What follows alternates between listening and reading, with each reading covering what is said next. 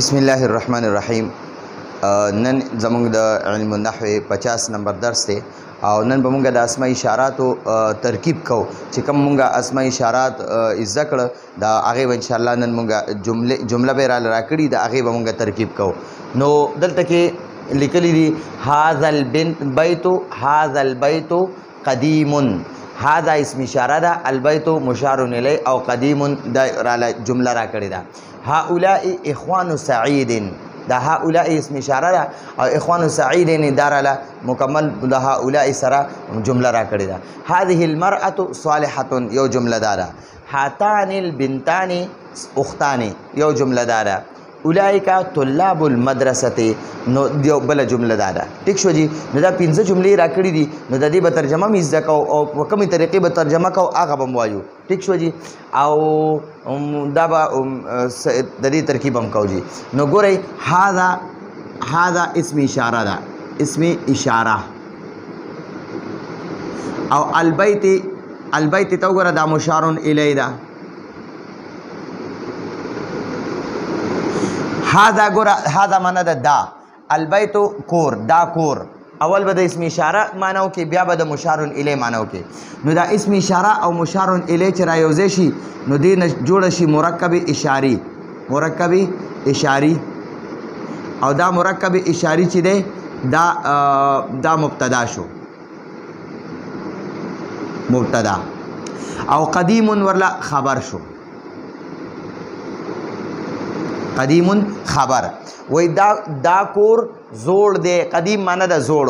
نو هذا البيت، هذا اسم اشاره، البيت مشار الیه. په مرکب اشاری کې به اول د اسم اشاره معنی وکي، بیا به د مشار الیه معنی وکي، او بیا به چې پکې کم شاته خبر راغلی نو دا دغه معنی به بیا کې.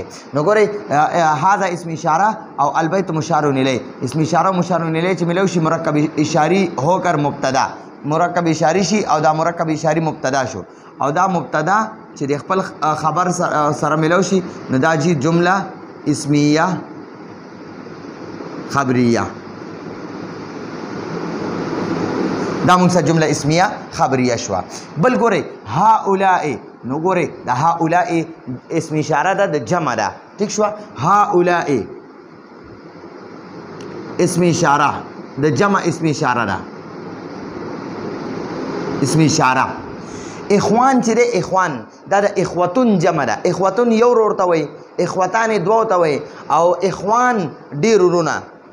اخوان چې ده دا مضاف شو، او سعید مضاف الیه شو. مضاف او مضاف الیه به موږ څنګه پیژنو؟ چې کله یو اسم باندې دوه زیرونه یې کنه یا یو زیری، نو د اسم نه به مخکې وګورئ که حروف جاره وي نو دا د زیر والا اسم به مجرور وي، او که حروف جاره د زیر والا اسم نه مخکې نه وي کنه او بل یو اسم وي لکه اخوان، نو ګوره دا به بیا مضاف الیه وي او هغه بل اسم چې دی هغه به مضاف وي. چې دا کم د زیرونو والا اسم نه مخکې یو اسم لګېدلی هغه به مضاف وي، او دا دوه زیرونو والا یا یو زیر والا دا به مضاف الیه وي. نو ګورئ دا مضاف او مضاف الیه چې موږ سره میلو شو نو دې ته جوړ شو مرکب اضافي. او دا مرکب اضافي چې دی کنه دا چې دا اسم اشاره موږ سره مبتدا شو. هؤلاء اسم اشاره ده، دا را سره مبتدا شو.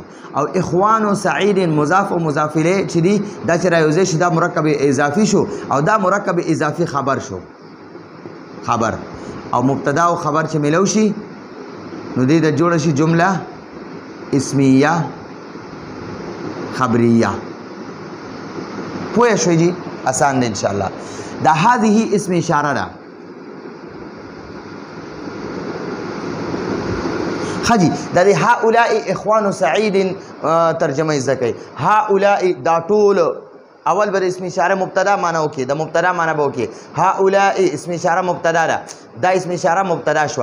هؤلاء دا ټول اخوان سعید، دا اخوان مضاف ته، دا سعید مضاف الیه. نو اول به د مضاف الیه معنی وکي، بیا به د مضاف معنی وکي. د سعید رونا اخوان د اخوتون جمع ده. اخوتون یو ورته وایي، اخوان ډېر رونو ته وایي. نو د سعید رونه اول به د مضاف الیه معنا کې، په مرکب اضافي کې به اول د مضاف الیه معنا کې، بیا به د مضاف معنا کې. ٹھیک شو؟ نو اوس به اول ته د سعید معنا وکي، بیا به د اخوان معنا وکي. اول به د هؤلاء معنا وکي. هؤلاء مبتدا ده، نو ته به دا ټول د سعید رونه دي، دا ټول د سعید رونه دي. نو هؤلاء اسم اشاره مبتدا شو، اخوان مضاف او سعید مضاف الیه، مضاف مضاف الیه مرکب اضافی ہو کر خبر، مبتدا و خبر جمله اسمیه خبریه شو. دلته کې هذه اسم اشاره شو او المرأة مشار الیه شو، مشار الیه. ٹھیک شو؟ ګوره چې کله د اسم اشاره نه پس یو اسم راشي په هغه شروع کې الف لام وي، نو هغه به فورا مشار الیه وي. ښه، د اسم اشاره نه پس چې کوم مشار الیه وي په هغه به په شروع کې الف لام وي. دا مرأة چې دا ښځې ته وایي، د په شروع کې الف لام راغی المرأة. ٹھیک شو؟ ښه جي.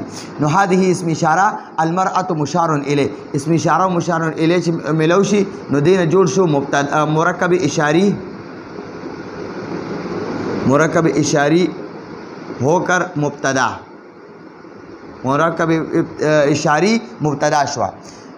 هذه اسم اشاره المرأة مشار الیه، اسم اشاره و مشار الیه مرکب اشاری شوا او دا مرکب اشاری مبتدا شوا. او صالحة ورله خبر شو. صالحة معنا دا نیک، دا خزا دا اول به د اسم اشاره معنی وکي، بیا به د مشار الیه معنی وکي، نو او د دې باندې به داسې وکي دا خزا او صالحة معنا دا نیک ده. نو او بیا دا هذه اسم اشاره المرأة مشار الیه، اسم اشاره مشار الیه مرکب اشاری او مرکب اشاری چې دا مبتدا شو او صالحة ولا خبر شو. نو مبتدا او خبر چې ملو شي نو دینه به جوړ شي جمله اسمیه خبریه. ٹھیک شو جی؟ دا خو موږ دا ترکیب وشو. اوس وګورئ دی بل څلورمې جملې له راځو. هاتانې چې دی که نه د واحد مؤنث دپاره راځي هذه او د دوو دپاره راځي هاتانې. چې دوه مؤنثې وي نو هغې دپاره به مونږ اسم اشاره هم دوه استعمالو. نو وګورئ دا هاتانې اسم اشاره شوه، تثنیې اسم اشاره شوه، د دوو اسم اشاره.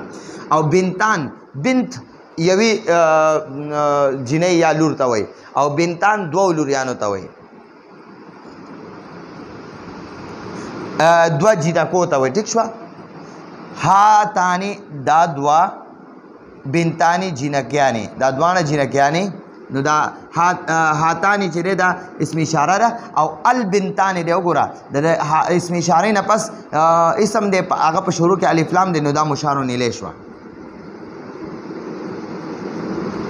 مشار الیه. ٹھیک شوه؟ دا اسم اشاره او مشار الیه چې رایوځی شي دینه مرکب اشاری جوړه شوه او دا مرکب اشاری مبتدا شوه، مبتدا. او اختان او اخت یوې ښځې ته وایي، اختان دوه ښځو ته وایي. ٹھیک شوه؟ اختانې دوه ښځې، نو دا دوه ښځې چې دی دا خبر شو. نو مبتدا او خبر چې رایوځی شي دینه جمله اسمیه، جمله اسمیه خبریه جوړه شوه. ٹھیک شوه جی؟ هاتانی اسم اشاره شوه، البنتان مشار الیه، اسم اشاره او مشار الیه مرکب اشاری شو او مرکب اشاری مبتدا شو. او اختانی دا ولا خبرم ولا تسنیه راغې دوه راله. نو ګوره وایي دا دوانه جینکۍ خویندې دي، دا دوانه جینکۍ، دا دوانه جینکیانې خویندې دي. ٹھیک شوه؟ اختان معنا دا خویندې. نو دې معنا دا هاتان اسم اشاره البنتان مشار الیه، اسم اشاره او مشار الیه مرکب اشاری شو او دا مرکب اشاری مبتدا شو او اختان ورله خبر شو، مبتدا او خبر جمله اسمیه خبریه شو. ٹھیک شو جی؟ اولئک وګورئ، اولئک دا د جمع اسم اشاره ده، جمع اسم اشاره. دا جمع مې ورسره سې ولیکلې چې تاسو پرې پوه شئ، نو ترکیب کې څوک دا نه لیکي. ښه، خو اولئک دا د جمع اسم اشاره ده د بعید چې لرې وي. ښه، لرې. نو ذالک هغه یو کس، هغه یو مذکر، ذانک هغه دو مذکر، اولئک هغه ټول مذکر. نو د لرې دپاره اولئک راځي او د نږدې دپاره هؤلاء راځي. نو اولئک دا اسم اشاره مبتدا شوه، ځکه د ده نه پس طلاب شته خو ګورئ د دې اسم اشارې نه پس دا اسم شته د ده په شروع کې الف لام نشته نو بس فورا به چې دی دا به دې لپاره مشار الیه جوړېږي نه ښه جي نو دا اسم اشاره چې ده دا به فورا مبتدا کې مبتدا شوه د طلابو نه پس وګوره د المدرستې اخره کې زیر دی که نه نو پوه شه چې د کم اسم په اخره کې زیر وي د ده نه مخکې به یا مضاف وي او یا به حروف جاره نو وګوره المدرستې دی المدرستې په دې اخري تا باندې زیر دی نو وګوره د ده نه د دې المدرستې نه مخکې که حروف جاره وي که نه باو تاو کاف لام واو منذ مسخله رب حاش من عدافي عن على حتى الى مخکې ټول تفصیل سره ویلي دي لیکلي مو هغه او مخکې را روانم دي انشاءالله دوباره نو المدرستې نه مخکې وګوره یا به حروف جاره نه یو حرف وي او یا به مضاف یو بل اسم به وي چې اسم وي نو هغه اسم به مضاف وي او دا چې کم زیر والا حرف اخري حرف چې زیر دی کم زیر والا کلمه ده نو دا به مضاف الیه وي او وګوره نو د المدرستې لاندې زیر دی د دې اخري تی لاندې زیر دی او مخکې حروف جاره نشته اسم دی ٹھیک شو نو پوه شه چې دا اسم مضاف شو موږ سره مضاف دا طلاب چې دی که نه دا د طالب جمع ده طالب یو ته وایي او طالبان دوو ته وایي طلاب ډېرو طالبانو ته وایي طلابو مضاف شو او المدرسة مضاف الیه شو مضاف الیه د مضاف الیه په آخري حرف به همیشه زیر وي ښه دا یاد وساتئ د مضاف الیه په آخري حرف به همیشه زیر وي نو دا مضاف چې دی که نه مضاف او مضاف الیه چې رایوځای شي نو دې نه مرکب اضافي جوړ شو مرکب اضافي مضاف الیه ته مرکب اضافي وای او دا مرکب اضافي خبر شو او دا اولئک مبتدا او دا طلاب المدرسه مرکب اضافي دا ورله خبر مبتدا او خبر چې یوځای شي دې نه جمله اسمیه خبریه جوړه شوه ٹھیک شو جی نو دا زمونږ له په دې کتاب کې دا مشق را کړو دا زمونږ د دې کتاب د مشق د مطابق ترکیب دی او ان شاء الله راتلونکي درس پورې اجازت غواړو هذا هو المرام والله اعلم بحقیقة الكلام